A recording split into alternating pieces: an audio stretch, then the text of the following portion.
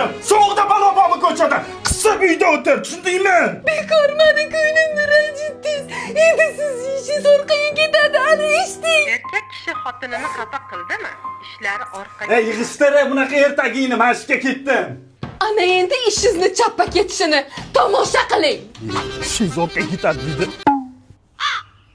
Erkak kishi xotinini xafa qildimi? Ishlari orqaga ketadi. Bo'lmagan gap.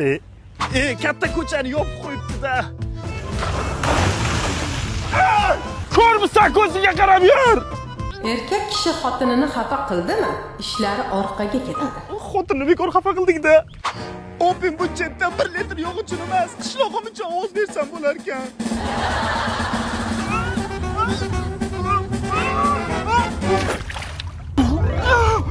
Bunisi qanaqa algoritm? Rosa ishlari orqaga ketyapti-ku.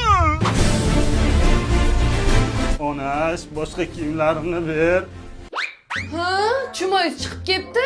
Xotinni xafa qilish ana shunaqa bo'ladi. Kiyimingizni yeching. Bu yag'ir kiyimlaringizni arina yuganlar toza qilmasa, boshqasi toza qila olmaydi. Ko'p gapirmasdan kiyimlarimni olib chiq. 5-6 so'laveraman o'zi. Onajon. Yana menga baqirib ko'nglimni og'ritdingiz-da. Xotinni xafa qilaversangiz, ana shunday bo'laveradi, dadish.